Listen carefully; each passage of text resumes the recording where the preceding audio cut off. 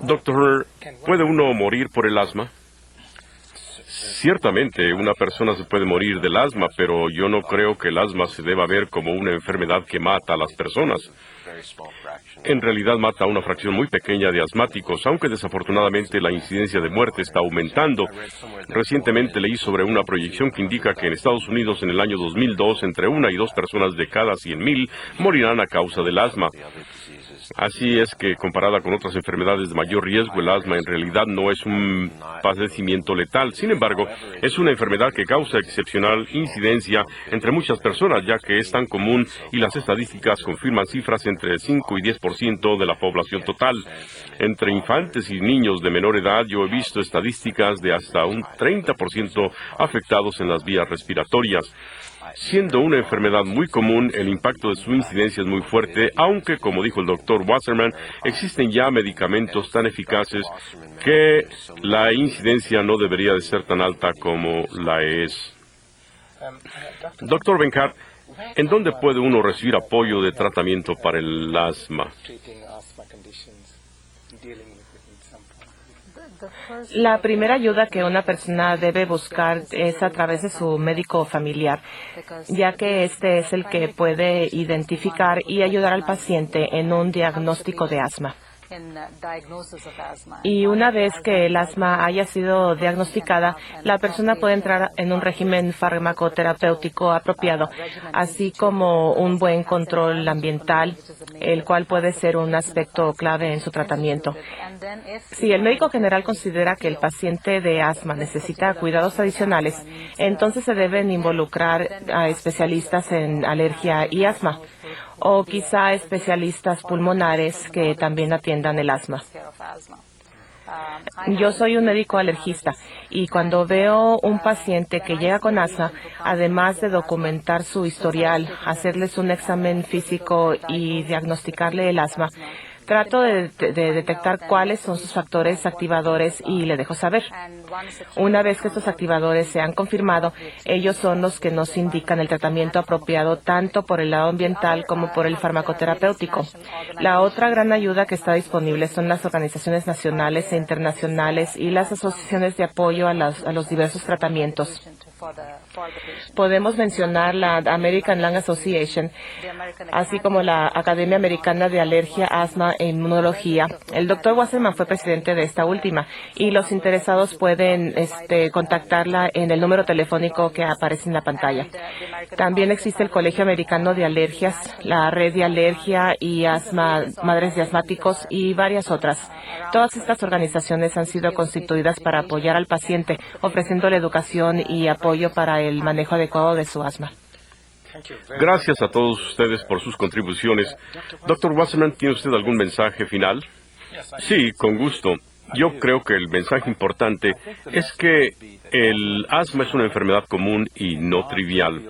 Como ya mencionó el Dr. Horner, no es una enfermedad que visualizamos como el cáncer que va a matar a las personas afectadas o como las enfermedades cardíacas, sin embargo, es un padecimiento que interfiere estructuralmente con la vida normal de la persona, tanto cuando se trata de niños como también de adultos.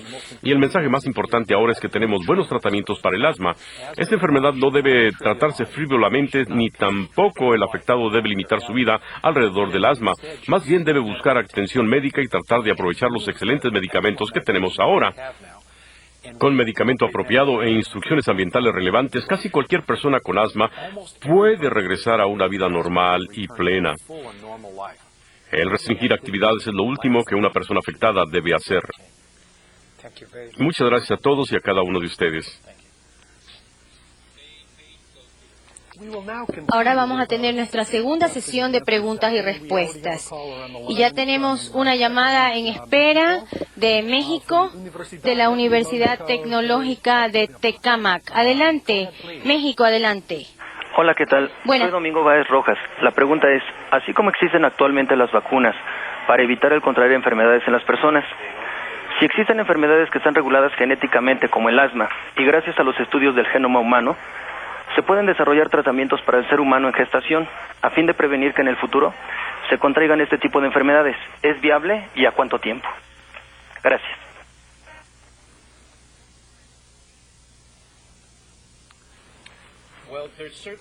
Bueno, ciertamente se han realizado estudios que indican que, por ejemplo, amamantar es bueno para los niños, dar de lactar, y se ha sugerido que, por ejemplo, para el tema del asma, la leche materna puede proteger a los niños y reduce la incidencia del asma y también de la incidencia de otras enfermedades alérgicas.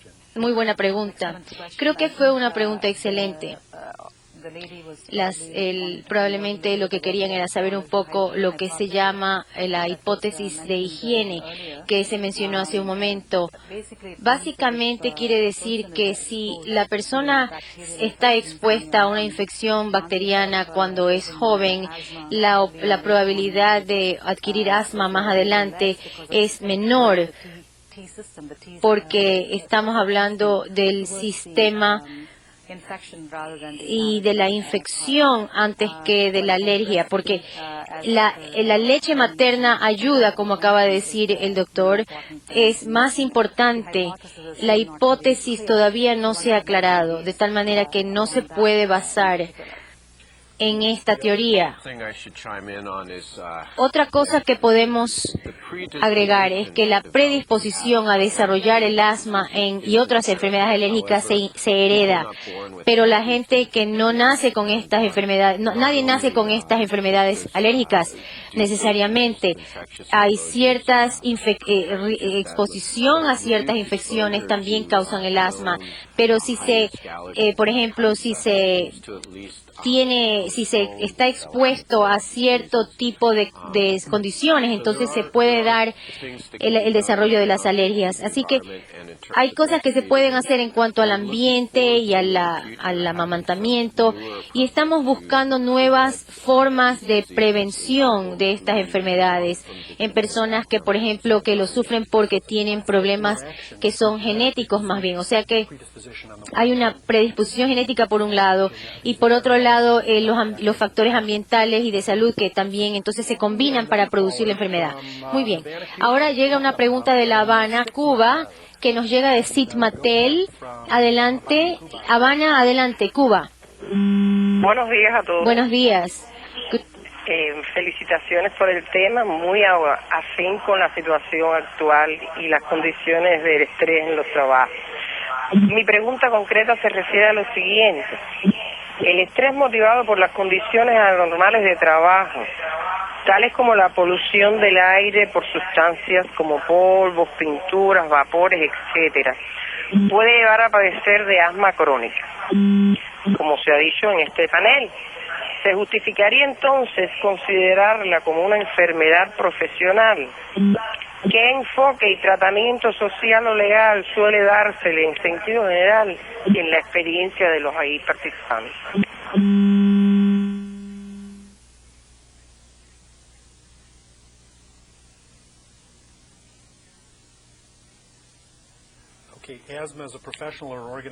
El asma como enfermedad profesional, organizacional, definitivamente es una enfermedad ambiental porque por los factores que habíamos mencionado antes, porque el mismo ambiente del trabajo es el que afecta. Y de esa manera sí se puede considerar como el ambiente del trabajo como un precipitador de la enfermedad, de tal manera que todo lo que se puede hacer para impedir o prevenir el moho, el polen, el polvo y todos estos factores hay que hacerlo. Y hay ciertos electrodomésticos o, por ejemplo, aparatos como los calefones o como los aires acondicionadores de aire precipitan el asma bronquial porque lo que hacen o aumentar la humedad en el ambiente o también aumentan los materiales tóxicos que emanan de tal manera estos aparatos, de tal manera que todos son factores. Pero en Estados Unidos tenemos muchos reglamentos y leyes que van contra la contaminación, de tal manera que en algunos países el público debe acudir a sus legisladores y pedirles que instauren este tipo de reglamentos en sus países y que se incluyan las leyes. Ahora nos llega una llamada de Sonora, México, del Instituto Politécnico Nacional. Adelante, México. Sí, muy buenos días. Buenos días. ¿Consideran que el asma en países latinoamericanos es un problema de salud pública como en los Estados Unidos? ¿Y qué elementos de investigación existen para dichos países?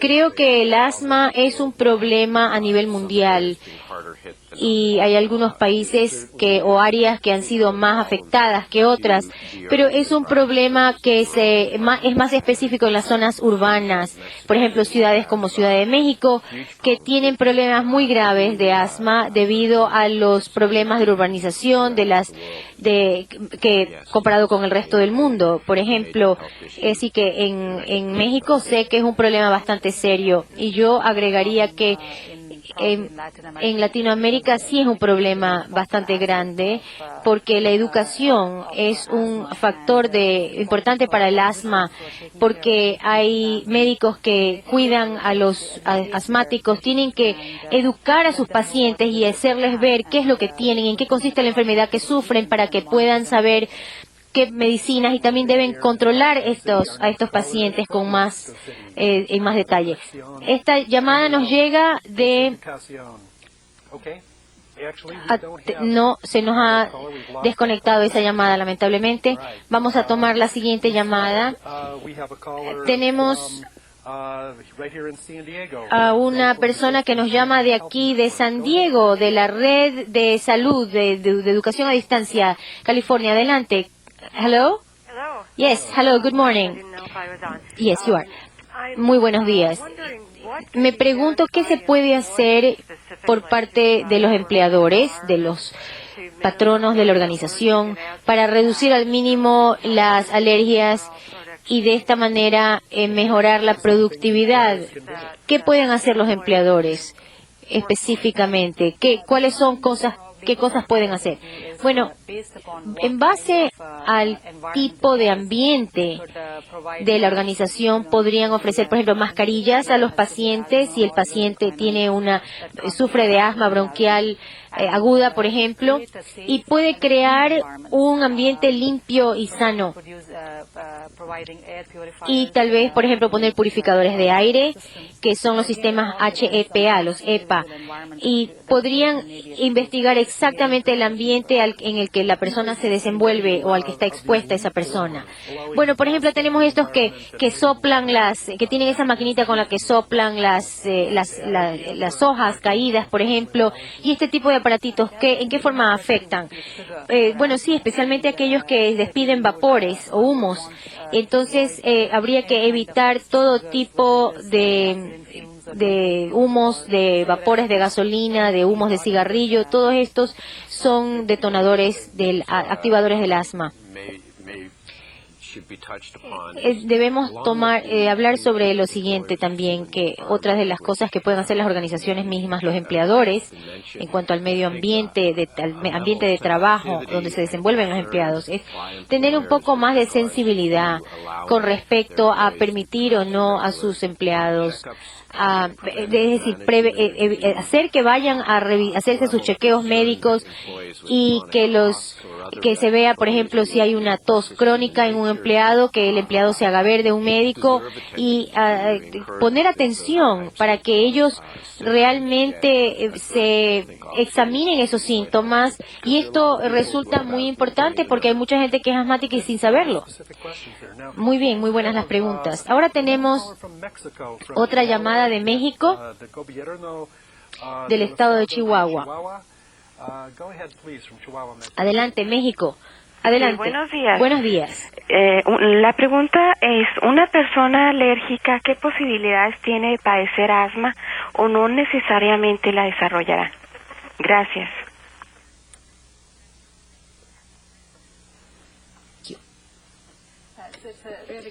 Esta es una pregunta excelente. Creo que la genética del asma entra aquí a jugar. Si ambos padres tienen alergias y asma, entonces la probabilidad de que el niño padezca de asma es del 60 al 80%. Y aparte de eso, si la persona está expuesta a ciertas alergias dentro del ambiente, por ejemplo, durante la infancia, ¿no? Por ejemplo, mascotas, saliva, orina de animales domésticos, y todos estos son activadores importantes. Cuando mi niña era pequeña, nosotros nos dijeron que no había que ir a alimentar, por ejemplo, que no la alimentáramos con leche de vaca, sino con leche materna. ¿Es mejor esto que la leche materna? Bueno, no le puedo decir que la de soya o la de vaca sea mejor. Lo mejor es la leche materna. Como dicen los médicos aquí, se puede obtener leche de soya, también tiene proteína. El 30% de los niños que tienen sensibilidad a la lactosa, por ejemplo, también tienen alergia a la soya. Así que hay que ver bien esto y hablar con el médico para no darle al niño fórmula de soya, de leche de soya. La gente desarrolla alergias a lo que están expuestos, así que la gente que no tiene alergia es porque toman leche, a lo mejor, pero si tomaran leche de soya, entonces la alergia a la leche de soya sería, o a la soya en general, sería más prevalente, ¿verdad? Hay bastante debate respecto a las alergias. Y para volver al tema a la pregunta, no todos los que son alérgicos desarrollan el asma. Y es verdad que la genética es importante, un factor muy importante que determina qué persona alérgica va a desarrollar tal o cual enfermedad. Por ejemplo, las alergias nasales o la rinitis, y en qué forma se desarrolla. Las condiciones de alergias, condiciones crónicas, definitivamente, si están en ciertos ambientes, se desarrollan en condiciones mayores. Y, por ejemplo, cuando hay un problema en particular, puede que no se les desarrolle asma si no han tenido las precondiciones genéticas, o si tienen o no las condiciones en el medio ambiente que las haga desarrollar. Ahora vamos con una pregunta del estado de Sinaloa. Adelante, México. Sí, buenos días. Buenos días. ¿Es posible que existan determinadas terapias con animales para contrarrestar el asma, ya que tenemos información que en algunos niños con esta enfermedad se les recomienda la convivencia con cierta raza de perros, tales como el chihuahueño?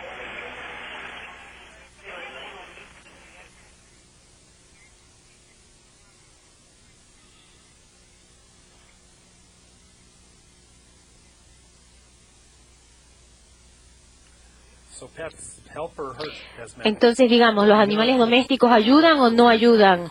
Esta es una pregunta excepcionalmente interesante. Parece que esta señora realmente ha estado leyendo la literatura científica, porque un dogma antiguo era que se desarrollaba alergias a lo que uno está expuesto.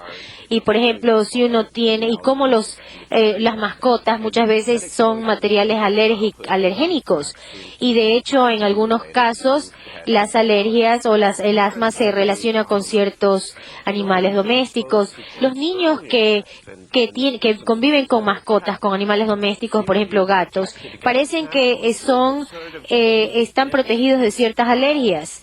Por ejemplo, y esto como que va en contra de los dogmas anteriores que decían que por los animales domésticos también se adquirían enfermedades o alergias. Así que no les quiero decir exactamente que deban ustedes conseguir mascotas o no, pero sí parece ser que cuando uno se cría con animalitos, también puede ser que sea protegido de ciertas enfermedades alérgicas. Pero en cuanto a ciertas razas, por ejemplo, en la comunidad científica nosotros pensamos que los mamíferos en general, los animales mamíferos, domésticos mamíferos, que por ejemplo dicen que algunos se pensaba que eran de hiperalergénicos, y se cree que si tienen pelo, pues tienen el potencial de crear alergias. Así que yo me cuidaría bastante de ciertas razas.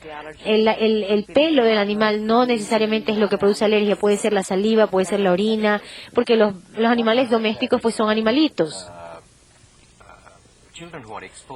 Pero cuando los niños tienen, por ejemplo, animales de peluche, ¿no?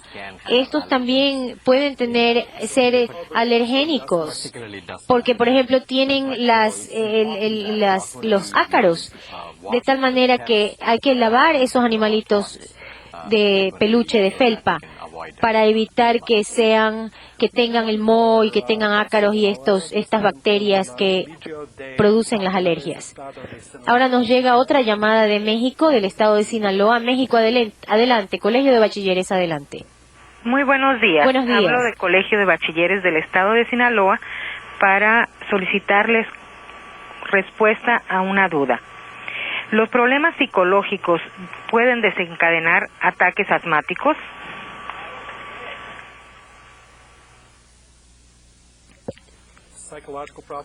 Los problemas psicológicos, el estrés, esa es una pregunta excelente, porque los problemas psicológicos no causan asma, pero sí, o la desencadenan. Es un factor agravante importante, eso sí, del asma. Y por eso hay que poner atención al estrés para los pacientes asmáticos. Se sabe que muchas veces el ejercicio induce el asma. ¿Será que se habla del asma inducido por ejercicio? Por ejemplo, en mi caso, el ejercicio en cambio me ayuda. ¿Cómo es esto exactamente? ¿De qué se trata? ¿Es bueno o es malo? Este es un tema muy importante y muy bueno, porque queremos que los pacientes asmáticos todas sus actividades normalmente, y sobre todo por su bienestar mental, y es importante entonces para esto realizar ejercicio regularmente. Vamos a ver, hay otro aspecto que es el que el asma es inducido por el ejercicio, y en otro caso se trata de la evaporación del calor que uno está produciendo, y esto hace que los reflejos neurológicos produzcan un espasmo bronquial. Pero no queremos que los pacientes no ejerciten, así que queremos que ellos estén bien tratados para que puedan hacer ejercicio y no teman que el asma se les venga por haber hecho ejercicio. Ahora nos llega una pregunta de San Diego, California. Go ahead. Hello, San Diego. Adelante, San Diego. Hello. Sí, adelante. Hello. Yes, go ahead. Go ahead. Yes, my name is Gloria. Soy Gloria y estoy con la iniciativa de salud de California, México. Soy de aquí de San Diego y me gustaría saber si tiene información sobre la relación entre el asma y los pesticidas, entre los campesinos, por ejemplo. La incidencia de los pesticidas en los campesinos. Obviamente los pesticidas son buenos. Sí, hemos visto algunos vínculos por haber estado expuestos a los pesticidas y una relación con una serie de enfermedades del sistema inmunológico, y el asma es una de ellas. No entendimos exactamente la relación entre los pesticidas y el asma, pero sabemos que la exposición a los pesticidas no es buena para los asmáticos.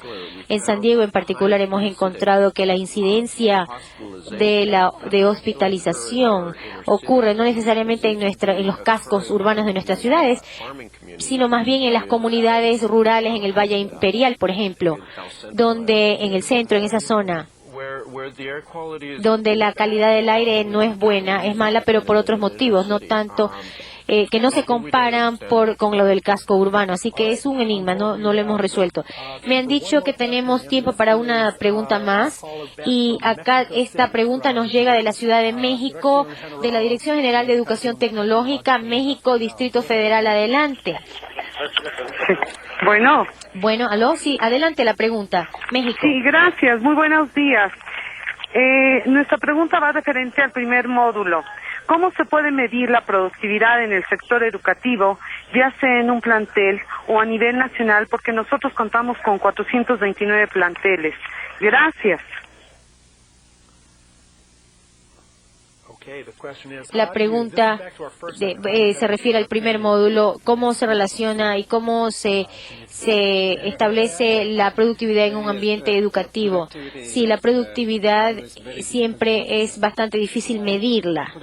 La productividad es un índice entre lo que de la entrada y los resultados, y qué es lo que se está ingresando, qué es lo que se está alimentando, y luego cuáles son los resultados. Y la entrada, lo que se alimenta, puede ser académico o no académico, y hay causas entonces directas o indirectas. Por ejemplo, ejemplo, en el área de suministro o de la provisión.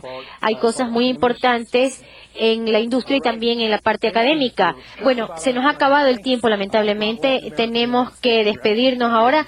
Gracias por haber participado una vez más en este programa multinacional y multilingüe tan interesante. Les invitamos a participar en la 6ª videoconferencia de esta serie que se titula La nueva organización en red, sus tecnologías claves, modalidades y estrategias de desarrollo. Nos gustaría también hacerles una especial invitación al CDLHN, a todos sus sitios, para que continúen su participación en los programas del ITC. Si desean mayor información sobre esta serie de videoconferencias, por favor consulte el manual del participante, donde encontrarán las fechas, los temas específicos de cada programa también. Y pueden visitar nuestro sitio web itc-group.org. A nombre de todos nosotros, les agradezco por su entusiasta participación y por el interés en este programa. Y muchas gracias. Hasta pronto.